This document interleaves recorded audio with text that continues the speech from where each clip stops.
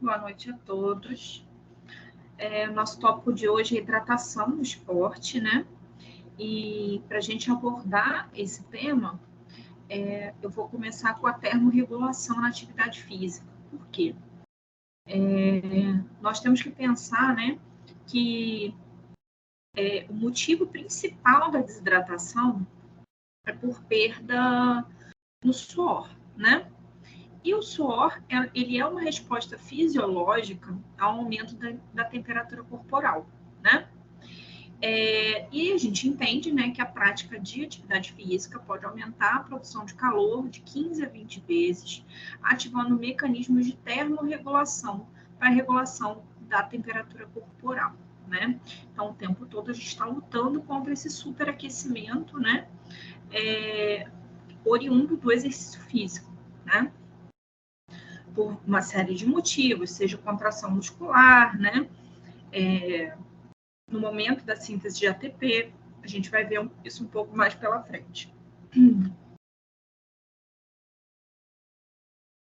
E aí, quando o nosso organismo está submetido, né, a qualquer tipo de atividade motora, gerando contração muscular, ele vai produzir calor, né?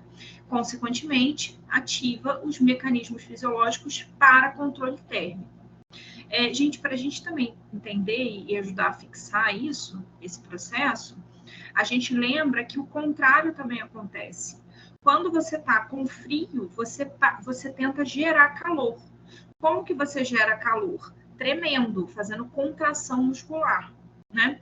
E aí, ao contrário, quando você faz a contração muscular, você também vai estar gerando calor, tá? O mecanismo é o mesmo, para fins diferentes, né? Então, assim, impossível a gente realizar atividade motora, atividade física, sem gerar calor e sem... algumas pessoas até conseguem não suar, né? Ou transpirar muito pouco. E aí a gente vai entender também mais logo ali na frente por que essas pessoas provavelmente não estão produzindo suor. E isso não é benéfico, né? Apesar de ser, né, parecer mais confortável, porque o suor até incomoda, eu sou uma pessoa que transpiro demais fazendo exercício, mas essas pessoas vão ter mais dificuldade, inclusive, nessa termorregulação, né? Por conta de perderem esse mecanismo importante, né, de resfriamento através da evaporação, né, do suor, que também ajuda a resfriar aí a nossa temperatura corporal, tá? É um mecanismo primário, né? Depois vem outros mecanismos fisiológicos, inclusive envolvendo hormônios. Hoje a gente não vai aprofundar tanto, tá? Mas para a gente falar de hidratação, a gente vai entender o que é, primeiro, esse excesso de produção de calor, né? E a produção do suor, e aí a gente vai entender por que a gente tem que repor isso rapidamente.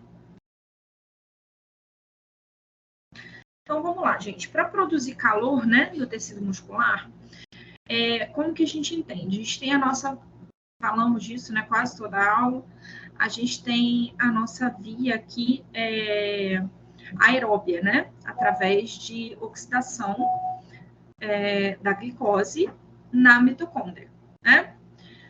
Ou glicose ou gordura, vão gerar acetil-CoA, todo aquele processo, né? Aqui está bem simplificado, né? A gente sabe que a glicose não vai entrar, a gordura e a glicose não entram inteiras, né? Elas vão sofrer ainda uma metabolização, né?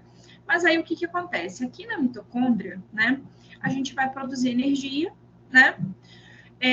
Essa energia vai ser armazenada no ATP, mas ela também vai ser dissipada em forma de calor, tá?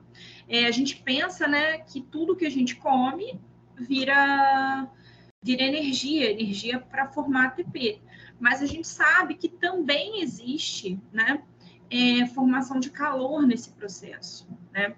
Ele dissipa esse calor até para não superaquecer a própria mitocôndria, né? Porque a energia do alimento que é processada na mitocôndria para a formação de ATP, ela também vai gerar um superaquecimento desse geradorzinho que é a nossa mitocôndria, né? Então, ele precisa dissipar. Na década de 80, eles descobriram essa belezinha aqui, tá? Que é o CP, que é uma proteína desacopladora, tá? O CP, também chamada de termogenina, né? Então, a gente entende por que o nome dos nossos termogênicos, né? Provavelmente, no uso de termogênicos, você transpira mais, você dissipa mais calor, porque acredita-se, né, que eles estimulam essas proteínas desacopladoras. E aí, quando a gente falar de recursos ergogênicos, a gente pode falar um pouquinho também de termogênicos. Mas aí, aqui, para a gente entender, né, essa formação de calor aqui, né, ela vai gerar uma certa ineficiência energética, tá? Por isso aqui, né, a gente sabe que o tecido muscular, ele é abundante no corpo todo, então ele tem uma função grande termorreguladora, até porque ele é um tecido metabólico, né, ativamente metabólico, e aí, só para a gente entender, eu fiz um quadrinho aqui, que a gente pode entender, né, que essa atividade da proteína desacopladora pode ser vista por dois lados. Para quem faz exercício, depende da produção eficiente de ATP para contração muscular vigorosa. A ineficiência do processo e a produção adicional de calor representam desvantagens para o desempenho. Só que o que acontece aqui, ó, estudos demonstram que atletas não têm aumento da UCP com o treinamento. Porém, sedentários, quando iniciam o treinamento, aumentam a UCP. Por quê, gente? Vamos tentar entender também. Esse tecido muscular, né? A UCP, ela é, como eu vou dizer, ela é um mecanismo adaptativo, né? Então, por ela ser uma proteína de membrana, ela é produzida lá no DNA, né? Ela vai ser transcrita e vai para a membrana. Geneticamente, algumas pessoas vão ter tendência a ter mais formação e outras menos, tá? Só que quem forma mais, dissipa mais e deixa menos energia disponível para a formação de ATP. Então, isso sim pode gerar uma ineficiência energética, tá? Só que também a gente tem que entender que essa produção de calor, né, existe um equilíbrio entre esses dois fatores, né? Normalmente, essa proporção, né, de energia processada na mitocôndria é de 30% a 35%, ela vai para o ATP, e de 65% a 70% ela é dissipada em forma de calor. É só a gente lembrar o calor que dá depois que você come uma feijoada, né? Depois que você come uma refeição hipercalórica, né? Gera calor também, porque você não vai fazer aquilo tudo virar ATP, né? E nos atletas, essa eficiência energética é muito melhor, né? Por quê? Eles já têm um gasto energético muito maior, eles têm mais mitocôndrias. Lembra que quando a gente falou sobre adaptação fisiológica ao exercício, né? Ao condicionamento físico, o condicionamento físico envolve uma produção maior de mitocôndrias, né? Um aumento no número e no volume das mitocôndrias. E aí é isso. Quanto mais mitocôndria, mais você consegue gerar ATP, né? E aí, como você tem um uso de energia muito constante por outras mitocôndrias, formando mais energia para a contração muscular, né? Porque a gente precisa que nossos músculos, eles, por mais que não estejam contraindo, eles têm uma tonicidade, né? Então, o tempo todo você tem uma microcontração muscular ali para você estar no seu momento acordado, né? Enquanto a gente está independente de estar fazendo exercício. E aí, quanto mais massa muscular, né, mais você precisa de energia para manter essa tonicidade muscular. Então, por isso que dá essa diferença, né, no que dissipa em calor e no que não dissipa em calor de um atleta para um sedentário. Tá joia? A regulação térmica, né, ela também tem alguns mecanismos fisiológicos, como a gente já falou, do suor, né? E aí, o que acontece? Esses mecanismos, eles são ativados pelos receptores térmicos da pele, né? Então, assim, agora a gente vai falar sobre essa regulação, além da produção interna, né?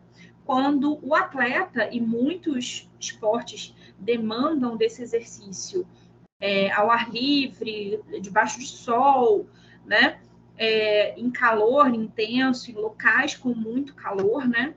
E isso também vai atuar diretamente na performance, né?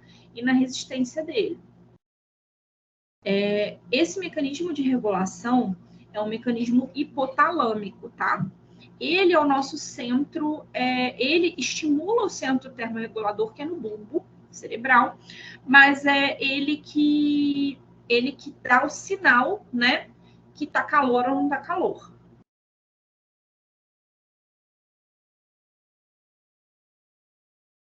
E aí, como mecanismo, né, a gente tem a vasodilatação e a sudorese, né?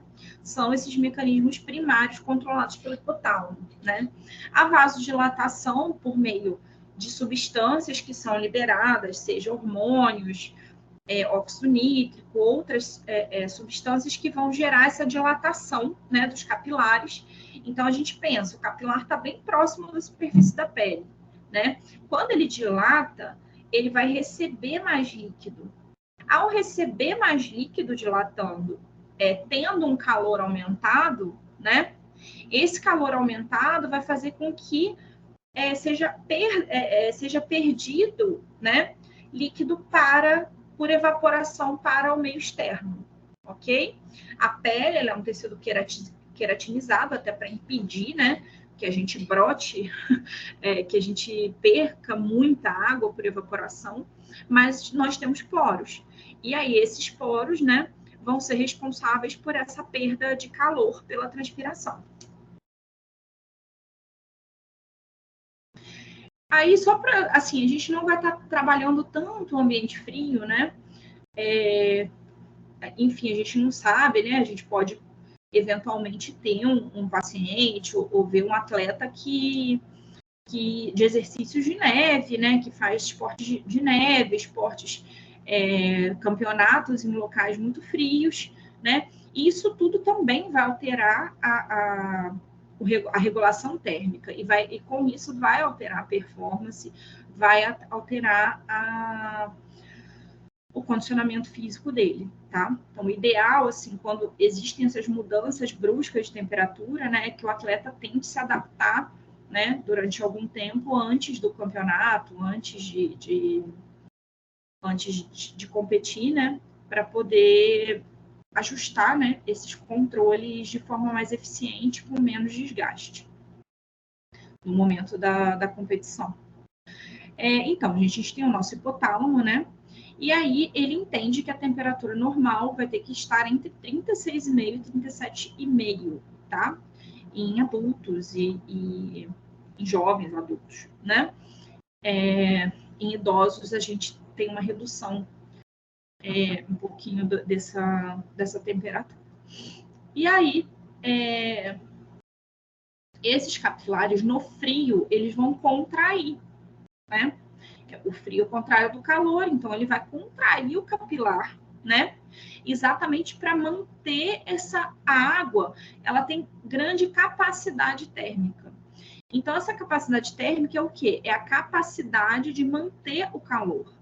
Então, ele afasta o capilar da superfície para que essa água fique dificultada a evaporação, né?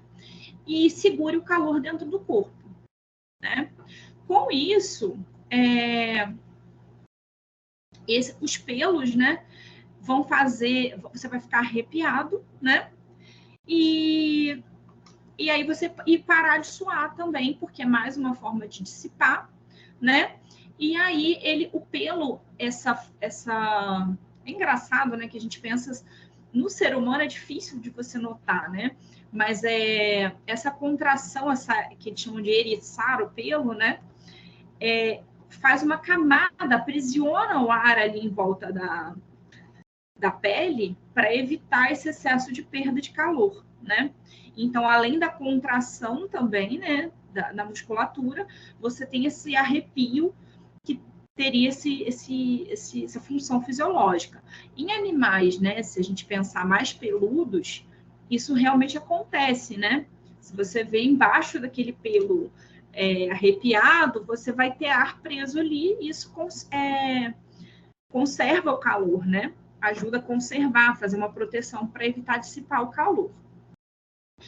Agora vamos falar da temperatura do calor, né? Da temperatura quente, do calor externo, né? Quando a gente tem esse calor externo, esses capilares vão se dilatar, né? E vão ficar mais próximo da superfície da pele para liberar esse calor no ambiente, né? E a nossa glândula sudorípara vai ficar secretando suor, né? Vai liberar essa dissipação de água, mas essas glândulas também vão perder, né, alguns sais minerais. A gente vai ver como que isso impacta no exercício. Gente, esse sistema termorregulador é só mesmo para ilustrar, não cai assim fisiologia tão específica, né? Mas eu sempre falo que eu acho muito importante vocês entenderem esse processo. Eu sempre aproveito essas aulas para a gente revisar a fisiologia, que a fisiologia vai ser a base do conhecimento de vocês para desenvolver estratégias, né? Quando a gente, como eu falo sempre, quando a gente entende o processo, a gente sabe muito melhor aonde a gente pode agir, né? Até para a gente não ser enganado, porque a gente sabe, né? Tem muito... Eles vendem muito tipo de estratégias e protocolos e substâncias milagrosas. E quando você vai ver onde isso atua, você fala, ué, mas não faz sentido com a fisiologia, né? A fisiologia, ela responde tudo. Então, se a gente não entende, né, as bases, não é ser especialista, mas se a gente não entende as bases dessa fisiologia, a gente acaba tomando condutas errôneas, né? Por conta de ignorância, né?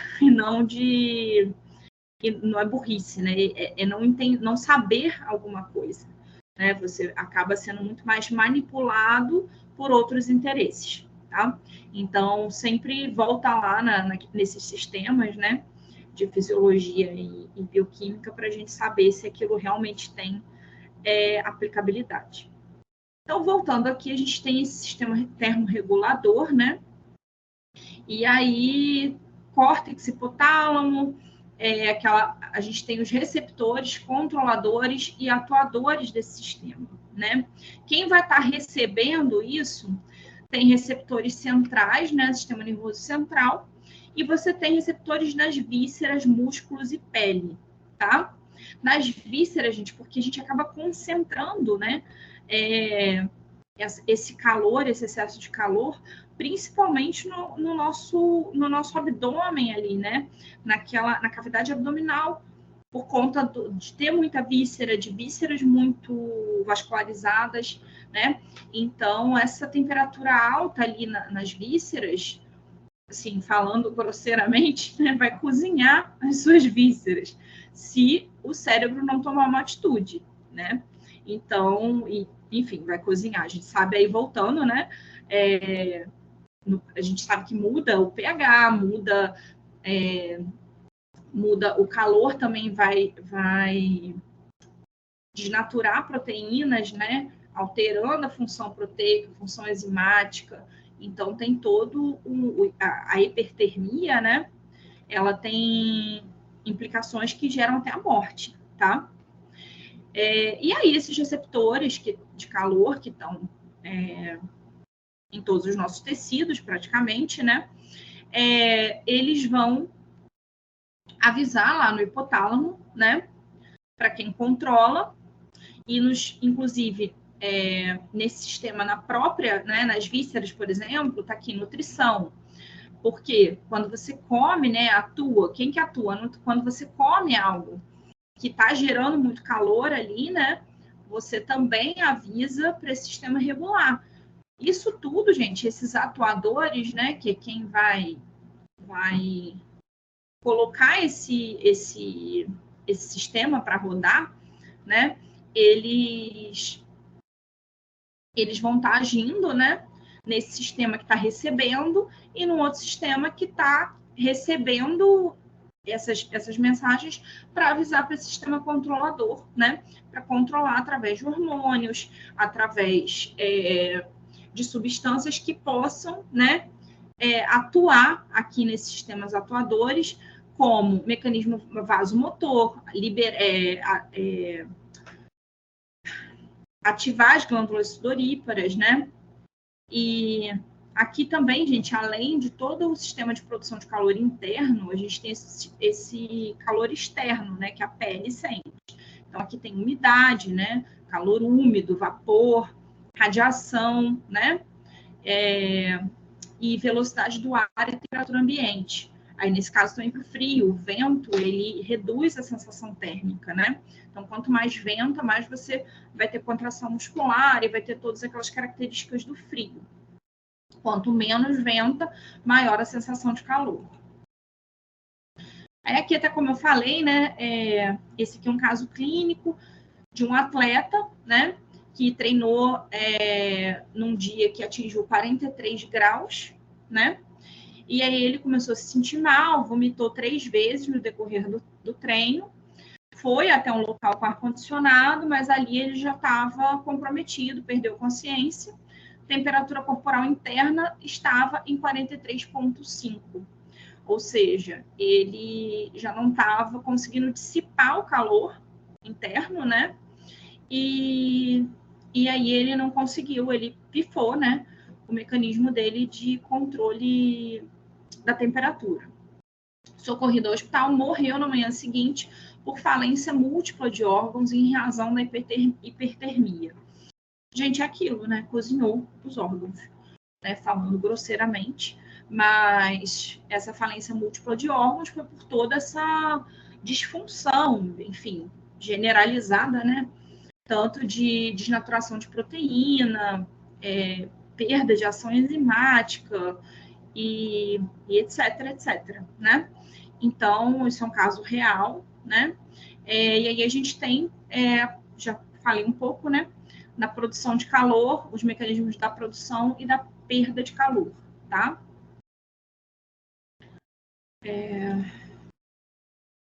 Aí aqui, gente, existe esse índice, tá? Ele é um índice calculado, a gente não vai precisar calcular isso, mas ele é calculado principalmente em competições, tipo Olimpíadas, competições internacionais e que possam, assim, dependendo do clima, né, possam prejudicar até a saúde dos esportistas, né? Então, de acordo com esse cálculo, e é uma temperatura que mede, ela usa a variação de velocidade do ar, né, de vento, de umidade do ar e temperatura de radiação. E aí dá essa média, né, em graus Celsius. Não é exatamente, isso aqui não é aquela temperatura do clima-tempo, não, tá, gente? Quando eles fazem quando eles calculam esse índice, né, aí eles podem liberar ou restringir alguma atividade, tá? Aí tá aqui, a partir de 29 graus, né, desse índice, eles cancelam qualquer atividade esportiva ao ar livre, tá? Porque é insalubre. Então, assim, mas na São Silvestre, às vezes, está a 38 graus. Mas aí tem que ver qual é essa sensação térmica, porque vai ter umidade, vai ter vento, né? Vão ter outros fatores que não vai ser 38 graus exatamente, entendeu? Mas, enfim, eu nem sei, né, se todo mundo que organiza, né, esse tipo de jogo tem algum comprometimento, mas a questão é que existe, né, comprometimento físico, né, ao atleta, né, de acordo com esse estresse térmico. E aí a gente vai falar da transpiração, né? A transpiração, nem entrei, não quis voltar lá em glândula, glândula sudorípara, eu acho que nem é o caso, tá? Mas a gente tem que entender uma questão muito mais ligada ao controle volêmico, do volume, né? Porque essa água que a glândula sudorípara expulsa, ela veio de algum lugar, né? Ela veio do seu plasma, ela veio, né? Quem está circulando ali a água, principalmente no plasma, né? A gente também tem água nos líquidos intersticiais, mas essa água, a maioria, né, vai vir do plasma sanguíneo. Então, é através dele também, né, que a gente vai repor, porque o nosso intestino a gente vai reidratar, né? O intestino vai reabsorver essa água e jogar na corrente sanguínea, tá? Pelos canais de aquaporina e canais de absorção de água. Então, a gente tem que entender, né, que a perda de suor exerce um impacto negativo sobre a manutenção do débito cardíaco, elevando a resistência vascular sistêmica e reduzindo o fluxo sanguíneo para a pele, dificultando a dissipação de calor. Não é, Amanda, mas você não disse que a gente sua para dissipar o calor? Sim. A princípio, a gente vai estar transpirando, tá? Como eu falei, é um controle primário da temperatura corporal. Só que se você não toma outras medidas, ou seja, se a gente não cessa essa transpiração, né, ela começa a causar danos. Por quê? A gente tem, se você começa a transpirar demais, perder muita água do plasma, né, do sangue, quando você perde essa água do sangue, o sangue fica com volume menor, e fica um sangue mais concentrado, né? Com uma osmolaridade maior. Nisso que o sangue vai ficar com uma osmolaridade maior e um volume menor, o coração, para oxigenar, para chegar em todas as hemácias contendo oxigênio em todos os tecidos, ele vai precisar bater mais vezes. Por isso, aumenta o débito cardíaco. Né? Aumenta o número de vezes que o coração tem que bater para levar o sangue aos tecidos, tá? Isso também aumenta essa resistência vascular sistêmica, né? Porque se você não tem a pressão sanguínea não está aumentando os batimentos, a frequência cardíaca, o débito cardíaco, né? E aí a pressão da gente, ao contrário, cai. Tá? Porque como esse sangue não está batendo com tanto volume, ele não consegue chegar nos capilares, tá? E aí reduz esse fluxo sanguíneo para a pele, ok? E aí dificulta a dissipação de calor. Mas aí já é um ponto que você excedeu essa perda hídrica para o ambiente, né? E não repôs. Tá? Agora a gente vai entrar na seara da desidratação. A gente não está falando só da transpiração como um controle térmico, tá? O organismo vai tentar continuar lutando para controlar a temperatura corporal. É fundamental para ele, né? E aí você vai continuar transpirando. Se você não repõe isso rapidamente, aí gera todos esses impactos negativos, ok? E aí a gente vai começar a falar, como eu disse, né, de desidratação, porque à medida que a desidratação progride e o volume plasmático diminui, esse fluxo sanguíneo periférico e o ritmo de transpiração também diminuem, o que torna a termorregulação mais difícil. Porque antes você tinha uma água disponível para evaporar por meio do suor e ajudar na termorregulação. Só que você não tem mais água para liberar, né? Se você está desidratado, esse volume do plasma vai reduzir, né? Esse fluxo também vai reduzir o fluxo periférico, perfusão. E aí você acaba tendo que transpirar menos, assim como a urina, né? Pessoas desidratadas, elas ficam oligúricas, elas começam a urinar menos.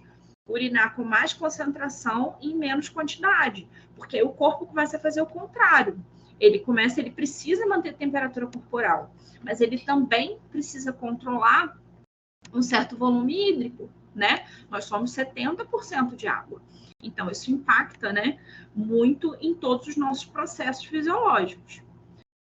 E aí, isso, como eu tinha falado já, né, aumenta a sua frequência cardíaca. Com isso, você percebe que você está mais cansado, aumenta a sua percepção do esforço, né? Aí, aquela sensação de coração batendo forte, língua para fora, né? Porque aí você vai tentar liberar mais ar, porque você acabou, você não está conseguindo oxigenar, então você tem que jogar o gás carbônico e tentar respirar, fazer uma respiração mais curta, né? A gente fica taquipneico. E a temperatura, a percepção também dessa temperatura central, né? Você começa a sentir ainda mais calor e a fadiga prematura. Então, isso vai acabar gerando uma fadiga, tá? Então, assim, se você tem uma corrida em ambiente com controle de temperatura, né? Ou com uma temperatura agradável e você vai conseguir, né? Muito mais resistência, você vai conseguir muito mais tempo de exercício. Se você corre debaixo de sol em Manaus, com uma umidade absurda, né? Provavelmente nunca vai ter uma Olimpíada lá em Manaus, porque não tem, são condições que prejudicam o exercício, prejudicam a resistência do atleta, né? Claro que eles também fazem exercício, mas a gente vai ter, né, essa percepção de fadiga muito mais rápida nesses locais com calor intenso e muita umidade, tá? Gente, desidratação, né? Aí a gente vai entrar num quadro de desidratação quando ocorre a perda de aproximadamente 2% do volume de líquido corporal, que é suficiente para a redução da performance. Não fiz essa conta antes, mas a gente sabe aqui, ó, vamos lá. 70% do peso corporal é água. Então, num atleta de 100 quilos, 70 quilos dele são água, né? 1% é 7 quilos, 2%, 14 quilos. Gente, a gente pensar que uma pessoa perdeu, né? 1 quilo é aproximadamente 1 litro, né, de água. Mais ou menos, bem... Mas, assim, arredondando, né? Vamos pensar num atleta aí que perde 14 litros de água, né? Aí também não tem como ele não ter um impacto, né? Não, mentira, gente, falei besteira. Ah, meu Deus do céu, eu e as minhas contas. 1% de 70 quilos, né, vai ser 700 gramas, vai ser 0,7, né?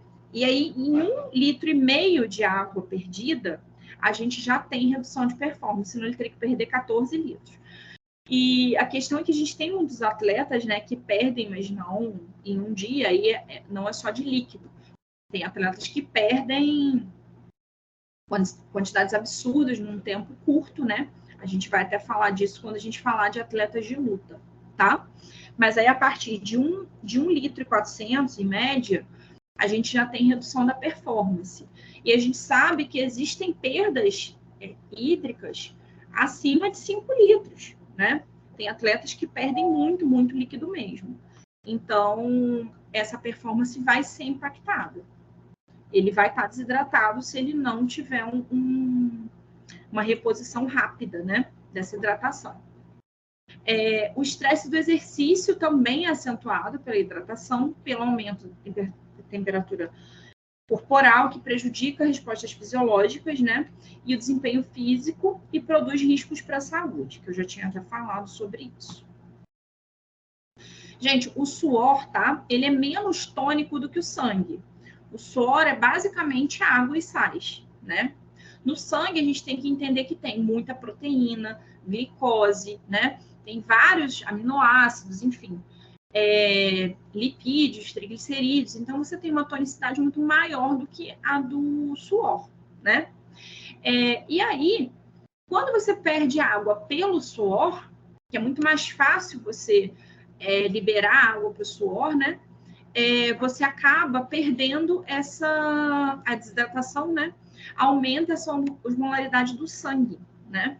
Porque você está perdendo a água para o suor e você continua com todos aqueles componentes proteicos, glicídicos do sangue, né? Você perdeu sais e água para o meio externo. E, por sua vez, né, suas hemácias estão lá, sua albumina sérica, suas globulinas, os aminoácidos, triglicerídeos da alimentação. Então, a gente vai ter um estado de hiperosmolaridade, tá? E a gente também pode observar isso pela urina, tá? Claro, gente, que a gente não vai conseguir fazer um exame de urina no atleta no meio da desidratação lá dele, no meio da competição, né? Mas em casos de desidratação, inclusive gerando internação, né? A gente tem desidratação abaixo, osmolaridade da urina abaixo de 1020 miliosmóis, você já começa a ter uma gravidade desse quadro, tá? Abaixo não, desculpa, acima. Você começa a ter uma gravidade desse quadro, tá bom?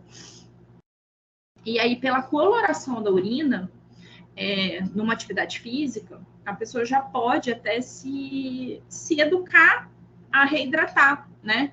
Pela urina, né? A gente tem o ideal, aquela urina amarela, límpida, aquele amarelo claro, brilhante, né? E aí, quando ela começa a escurecer, a ficar com tons mais alaranjados e chega até ficar amarronzado, né?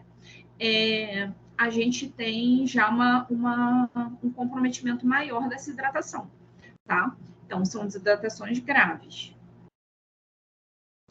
E aí, a gente sabe que ela é usada por alguns atletas, né? Principalmente atletas de luta. 60%, gente, de todos os exercícios, tá? Dos atletas relatam nessa pesquisa, tá na bibliografia, relatam aumento de exercícios, aumento de dieta hipocalórica, redução de carboidratos e líquidos, uso de saunas ou roupas de plástico e uso de laxantes ou diuréticos. Isso, inclusive, gente, é um assunto que a gente ainda não abordou, e é um assunto muito pertinente na nutrição esportiva, né? Existe uma dismorfia de imagem, né, do atleta, e além dessa dismorfia, você tem muitos casos de transtornos alimentares, né, de uso, como fala, de laxantes, uso indeterminado de laxantes, diuréticos, né? E aí, isso, para poder chegar num peso ideal, você tem aquelas fases de cutting, você tem fase que aí você tem uma perda, né? Quanto mais você perde a água e perde gordura, né? Por conta da dieta hipocalórica, mais você marca aqueles músculos, né? Naqueles atletas de bodybuilding. Você tem também, no caso dos atletas de luta, aquela redução de peso para pré-luta, né? Porque aí, quando você está entrando na categoria, quando você perde peso muito rápido, você também recupera rápido, porque a maioria é por desidratação. Então, quando você desidrata e pesa, muitas vezes esse atleta ele acaba lutando numa categoria abaixo. Só que a estrutura dele física é de uma categoria acima, né? E quando ele reidrata, quando ele, né, volta a consumir carboidrato e repõe aquele glicogênio muscular todo, ele acaba ganhando, nesse caso, como se fosse uma vantagem. Mas a gente sabe, né, que isso pode, principalmente essas práticas constantes, elas podem gerar danos no sistema nervoso central, nesse controle fisiológico, tá? E inclusive nesse rendimento desse atleta, tá? Por conta desse uso de laxantes e diuréticos, né, eles entraram nas categorias de antidoping, tá? Então, eles são menos usados porque eles podem ser detectados através de um antidoping.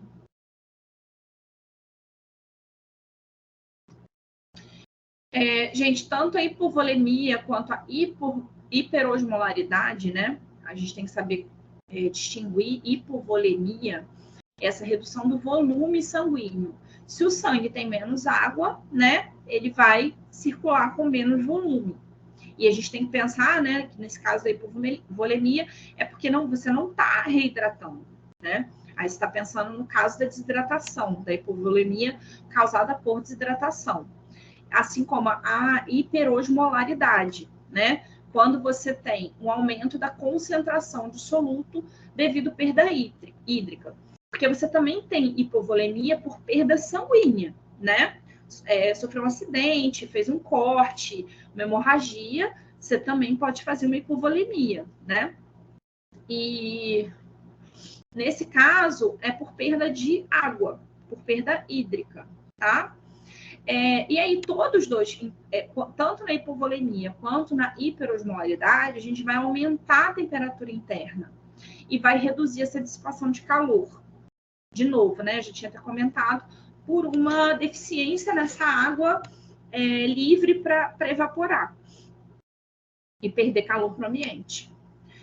A hiperosmolaridade plasmática pode aumentar a temperatura interna, tá? E aí isso vai gerar uma alteração no hipotálamo, tá? Retardando essa sudorese e a vasodilatação periférica durante o exercício, tá? Mas aí por outro mecanismo, tá? Aí vai ser uma briga entre a hiperosmolaridade e o calor, né? Se esse calor é externo e você ainda está num processo de hiperosmolaridade, aí, gente, você tem todos os fatores prejudiciais, né? Provavelmente esse atleta vai colapsar, ele não vai conseguir continuar esse exercício. Aqui, né, como eu falei,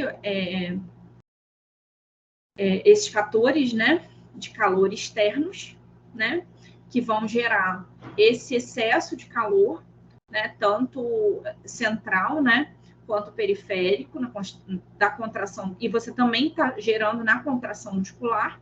Então, isso tudo vai propiciar, né, esse aumento da temperatura corporal. Gente, a desidratação afeta o desempenho aeróbio, tá?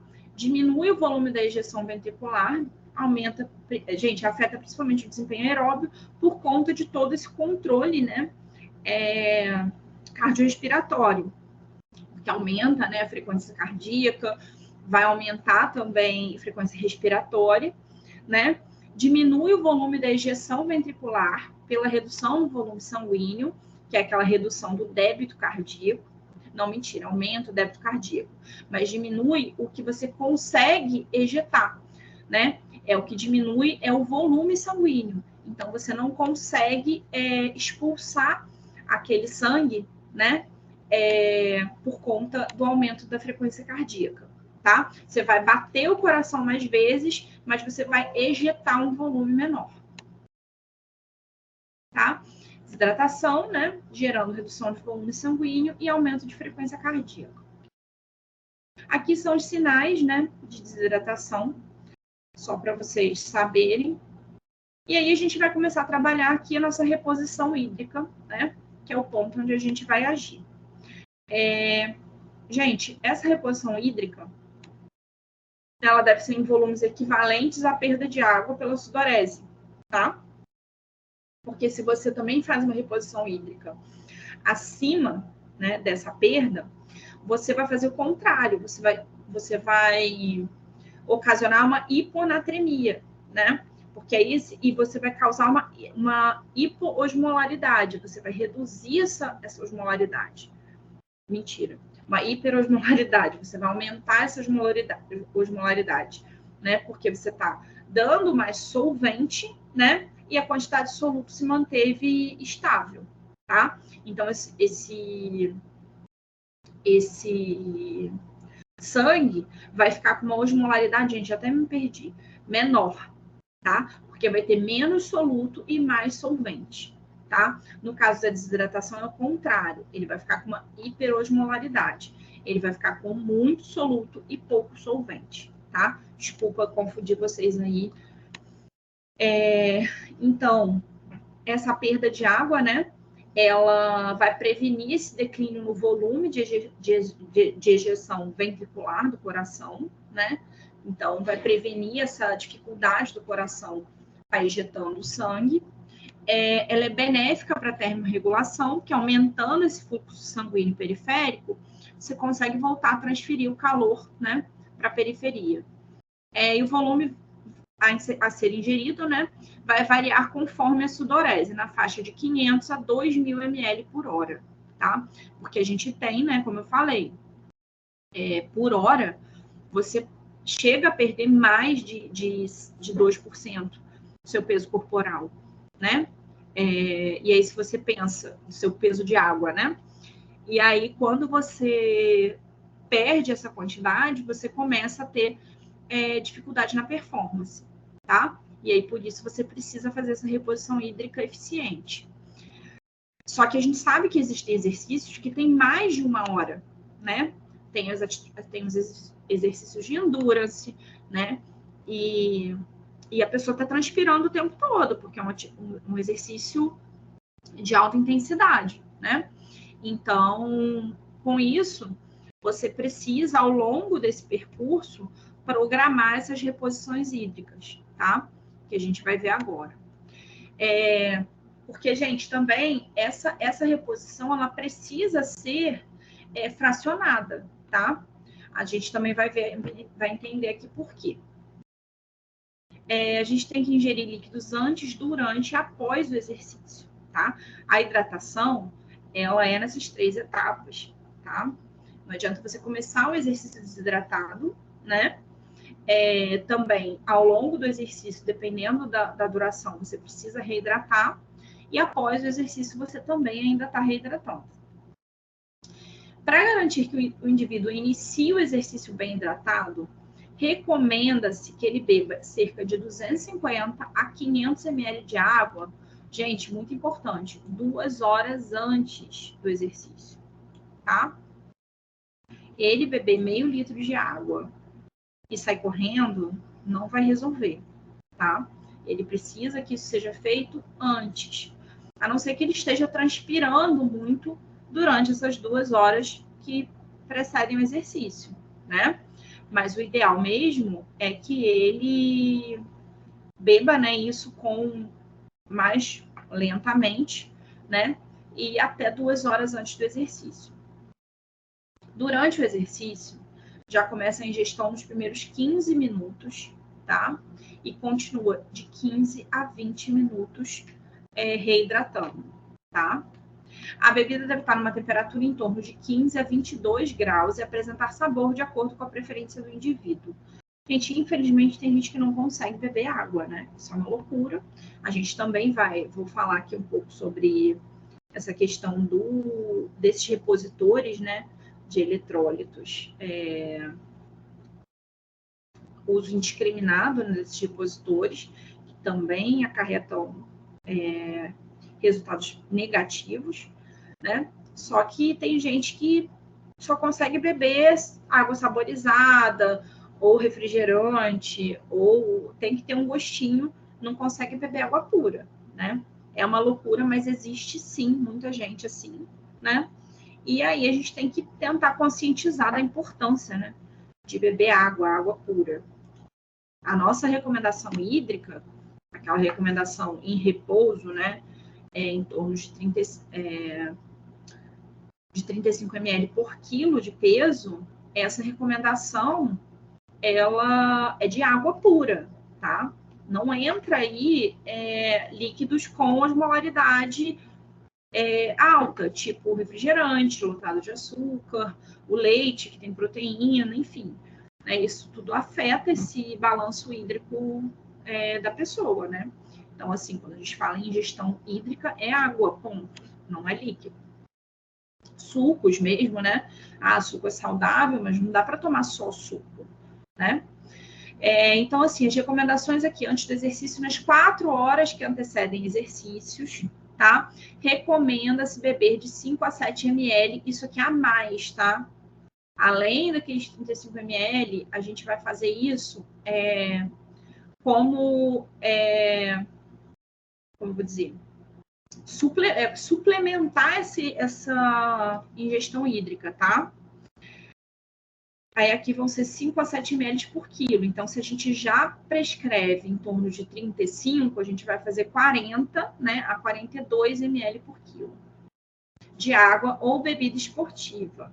Mas aí, gente, tem que ter indicação para essa bebida esportiva, ok?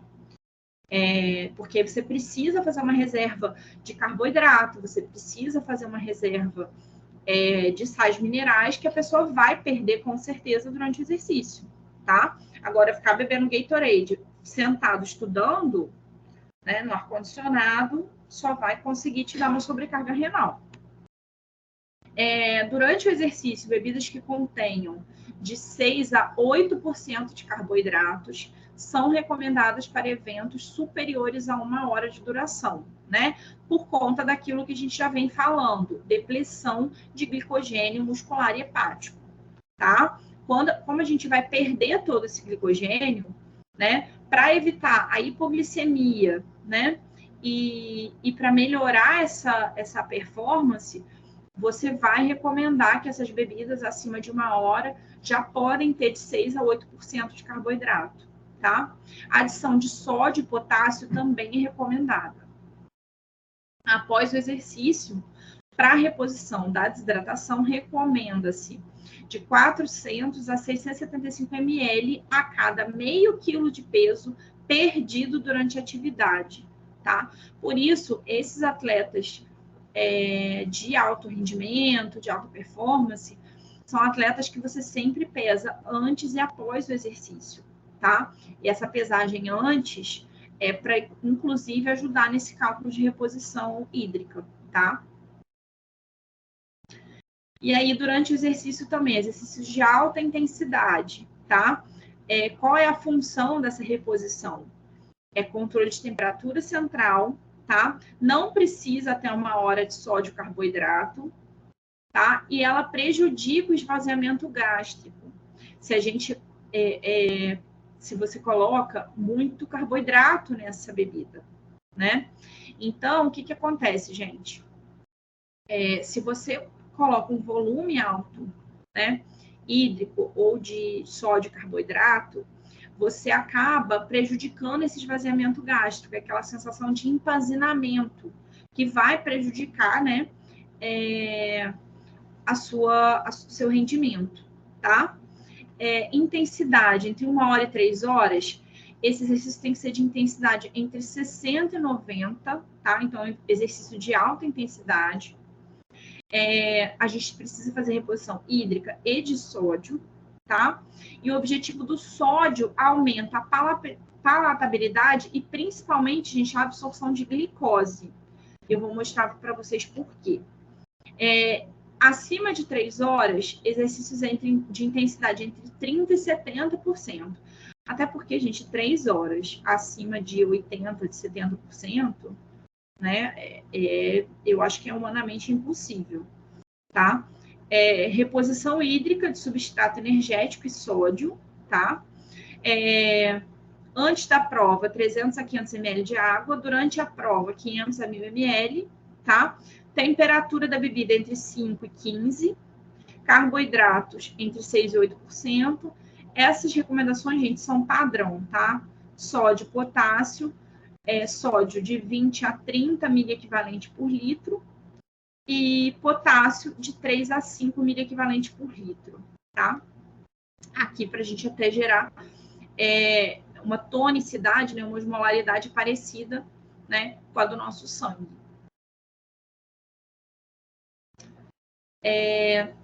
Então, nessa reposição, a gente precisa dessa ingestão de carboidrato, né, em média de 50 gramas de glicose nas primeiras 2 horas após o exercício, para ressíntese de glicogênio muscular e armazenamento de glicogênio muscular e hepático.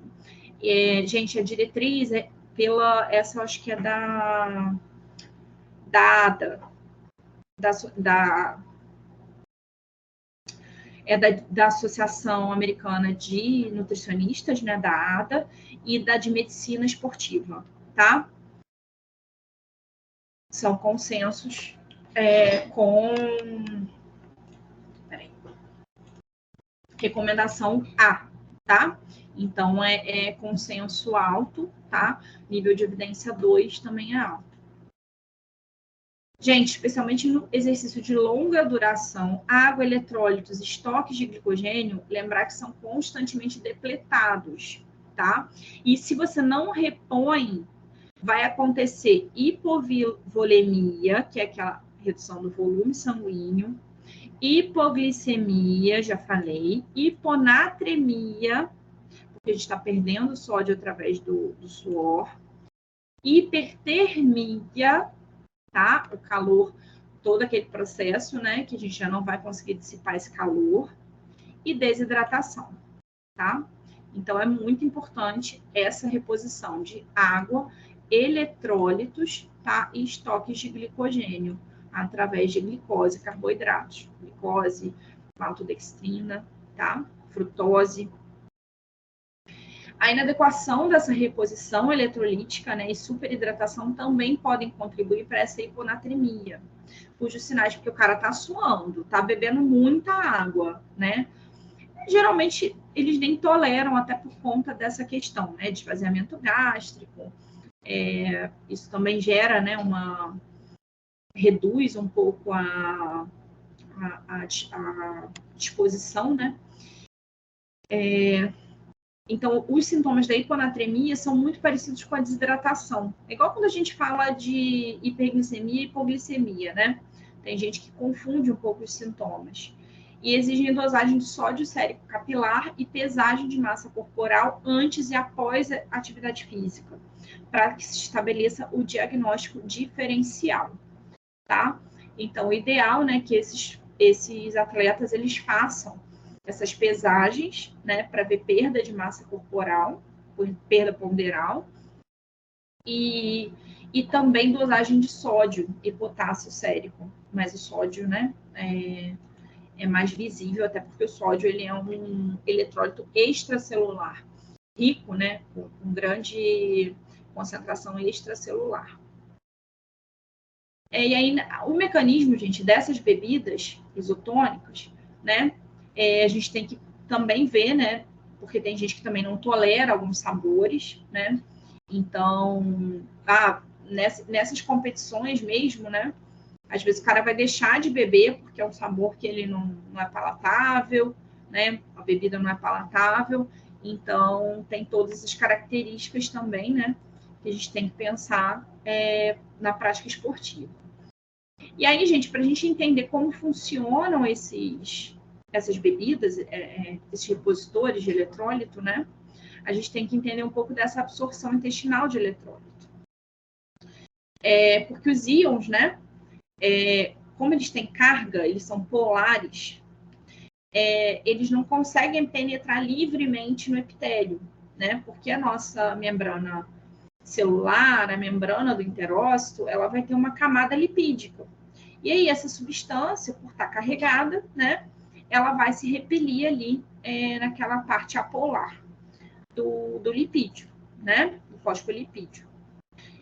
Então, a gente vai precisar de algum mecanismo de transporte especializado para esses eletrólitos, tá? E aí, na membrana dos enterócitos, né, nas membranas de absorção, a gente tem transporte ativo, né, que é aquele transporte com gasto de ATP. Então, sódio, potássio são dependentes de ATP, né? E a NAK, ou seja, sódio, potássio, ATPase, é o que a gente chama de bomba de sódio e potássio, tá? No intestino delgado e no intestino grosso. Porque a gente absorve eletrólito no intestino grosso, tá? Em todo o trato gastrointestinal, mas os eletrólitos e a água são a absorção maior no intestino grosso. A gente tem mais canais, né, de íons e regiões para absorção. Transporte ativo secundário, que são os cotransportes. Aqui, gente, que entra, por que a gente precisa colocar sal e açúcar, né? Tanto no soro caseiro, né? quanto nessas bebidas eletrolíticas, tá? Nunca é uma bebida só com açúcar. É uma bebida sempre que envolve também, né, adição de cloreto de sódio, por conta desse cotransporte entre sódio e glicose, tá? E antiporte sódio e hidrogênio. Transporte ativo terciário, né, que são, vou mostrar para vocês, tem também uns trocadores, né,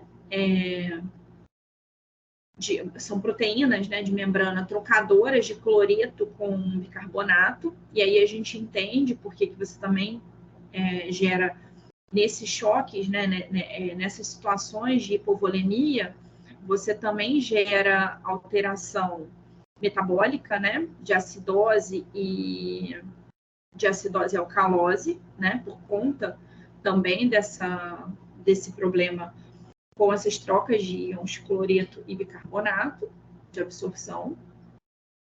E o transporte passivo, né, esse aqui não precisam de uso de ATP, né, não tem gasto energético para transportar, que são os canais de íons isônulas oclusivas, tá? São canais de aquaporina e canais iônicos, tá? As zonas oclusivas são o transporte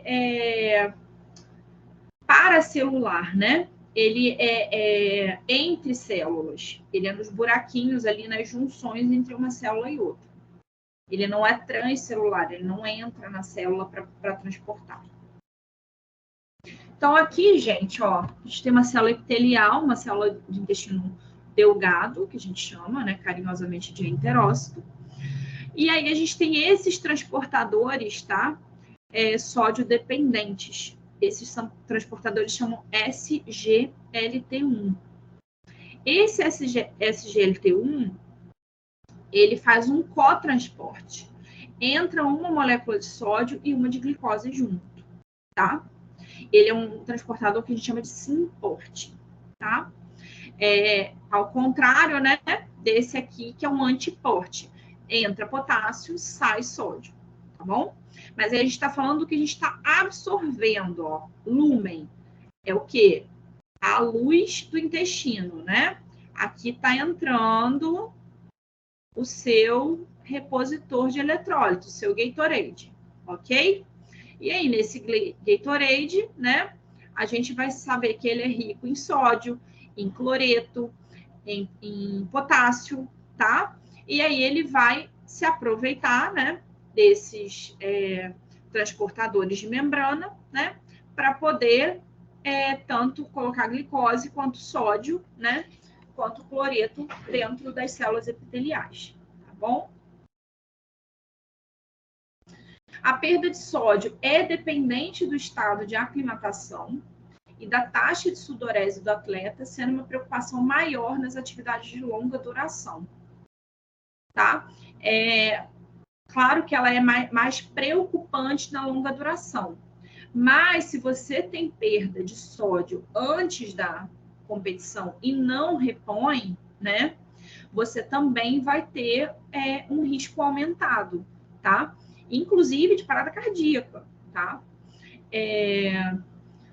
Em adição às perdas de água e eletrólitos, o exercício prolongado pode ocasionar hipoglicemia e depressão de glicogênio, fatores que contribuem para o aparecimento da fadiga. Então, assim, aquele atleta, eu fui, na época, treinava Muay Thai. E aí tinha um colega que era competidor.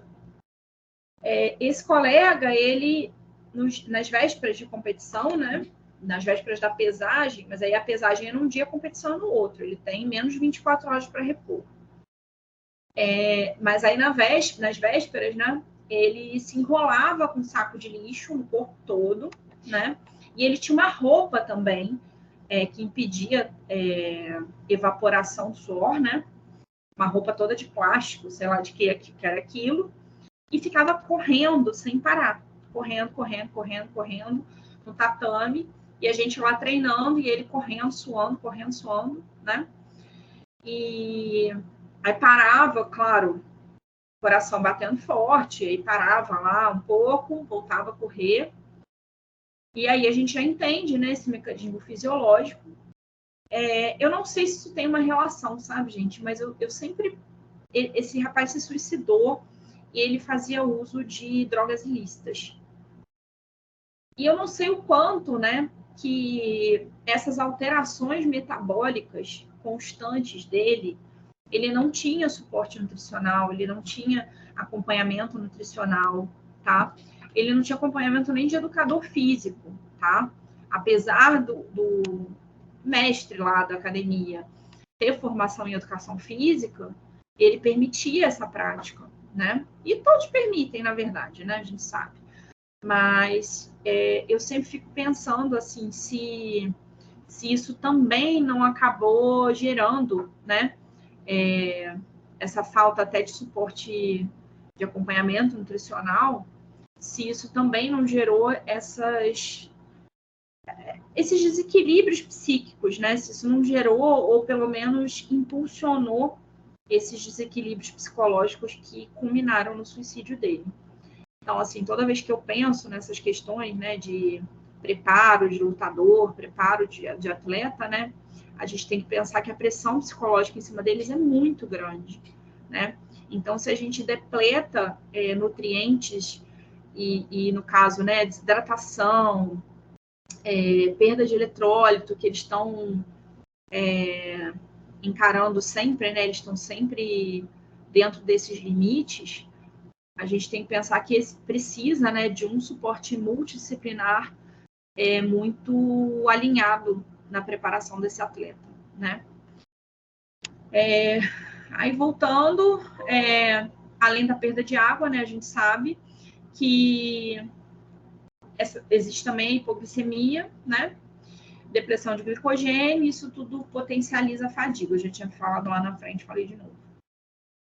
Gente, as bebidas isotônicas, né, elas são classificadas como alimentos para atletas, segundo a RDC 18, de 27 de abril de 2010, da Anvisa, tá? Ela tem como objetivo estabelecer a classificação, designação, requisitos de composição e rotulagem de alimentos para atletas.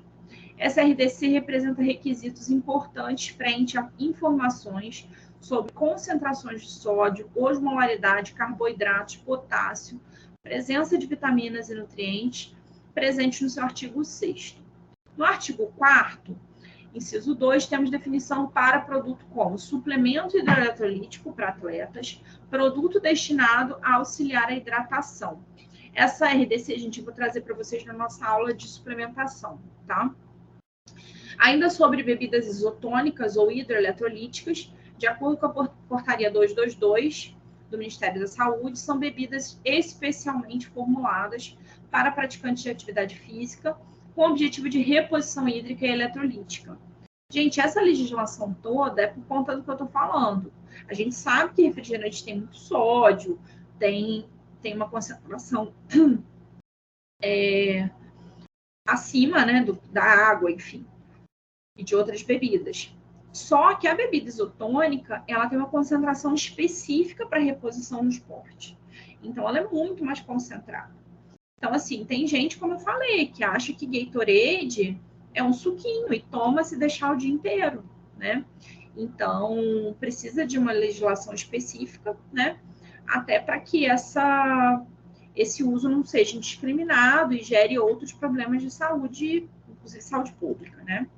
Que é, enfim, disfunção renal, né? E, inclusive, a glicose, porque são bebidas com alto teor de glicose, né? Então, pode gerar esteatose, né? Mesmo sendo um atleta, se ele está consumindo aquilo em excesso, né? Também pode gerar algum tipo de malefício. A bebida a ser consumida durante a atividade tem que ter temperatura entre 5 e 15, a gente falou ali, e conter entre 6 e 8% de carboidrato, entre 20 e 30 miliequivalentes de sódio. Reposição de potássio pode ser benéfica, entre 3 e 5 miliequivalentes. A gente recomenda também consumo de 30 a 60, né? Tinha até um outro estudo ali que era de 50, que é uma média, vai dar mais ou menos uma média disso, gramas de carboidrato em gel, quando realizados exercícios prolongados acima de 90 minutos, pois pode melhorar o rendimento e minimizar os efeitos da perda de líquido, tá? Mais uma vez, para quem não tolera, assim, beber também tanto repositor, né, com sabor. Então, às vezes, o gel, por ser um volume menor, a pessoa não vai ter esse transtorno gástrico, né? Porque é um volume menor, uma concentração maior de eletrólito e glicose, num volume menor de repositor, né? Suplemento. E aí a hidratação ele vai fazendo ao longo do caminho aos poucos, né? Naquela proporção que a gente viu, em torno de 15 a 20 minutos ele vai fazendo uma reidratação, tá?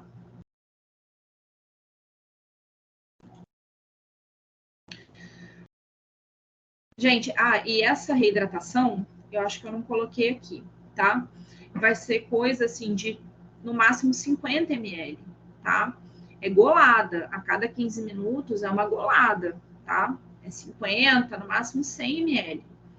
É para ele beber meio litro a cada 15 minutos, tá? É proporcional, né, como a gente tinha falado, a taxa de sudorese, né? Gente, existe um cálculo dessa taxa de sudorese, tá? Eu não coloquei aqui porque até acho que não cabe muito, né? No que a gente geralmente faz por esse peso inicial e a perda final, tá? Mas não é assim um uso muito prático. Mas a gente pode, né? Se alguém quiser, eu passo depois algum artigo, algum capítulo de livro que tenho. Mas aqui no Macardo eu nem não vi aqui em destaque a taxa de sudorese, tá? Não, tá aqui, ó. Tem sim, tem aqui no Macardo. Depois eu passo para vocês, tá bom? Ingestão de líquidos hipertônicos, tá? Causam secreção de água do organismo para a luz intestinal. Então, quando você toma um líquido que tem muito soluto, seja ele açúcar, seja ele sais, né? A água, né, do interstício, ela vai passar para a luz do intestino. E quando ela passa, ela faz o que a gente chama de diarreia osmótica. Até falei com vocês disso em relação à osmolaridade de fórmula infantil, né? Então, quando você ingere algum líquido hipertônico, esse excesso de osmolaridade, né, ele acaba atraindo, né, ele faz uma liberação reversa desse líquido do intestício para o lúmen. E aí, por conta desse aumento de volume na luz intestinal, né, aumenta a motilidade intestinal e a pessoa pode ter uma diarreia, né? Então, se essas bebidas não tiverem esse controle de osmolaridade, né, de concentrações de sódio e glicose, elas podem causar até uma diarreia no atleta, né? Então, esse esvaziamento ele é facilitado com ingestão de líquidos com baixo teor calórico. Então, não adianta, né, ele fazer um consumo de um excesso de glicose ali durante o exercício, porque ele vai acabar reduzindo esse esvaziamento gástrico e causando um transtorno, né? Um transtorno gastrointestinal e um desconforto. A Anvisa recomenda que essas bebidas isotônicas sejam consumidas apenas por atletas, depois de uma atividade física pesada, intensa, ou indicada por especialista, tá? Às vezes a gente até indica, né, para pessoas com patologias, com hiponatremia causada por outras coisas, tá? Por outros motivos. Mas no caso do atleta, ela precisa ser recomendada por um profissional, tá? Não ser consumida como alternativa para matar a sede ou para hidratação, substituindo sucos, chás e principalmente água, tá? Aí aqui a gente vai avaliar a composição, né, dessas bebidas, ó, em 240 ml a gente tem 60 calorias, não tem gorduras, a gordura retardaria ainda mais esse esvaziamento gástrico, então a gente não orienta consumo de gordura nem imediatamente antes e nem durante o exercício, né? 8 gramas de proteína, tá? 7 gramas de carboidrato, 6 gramas de açúcares. Então, vocês veem que, assim, para 240 ml, 6 gramas de açúcar, né, vai estar dentro daquela proporção, né, em torno de 50 gramas, né, por litro. Por litro, não, desculpa. Aqui vai estar em torno de 20%, mais ou menos, né, dessa concentração.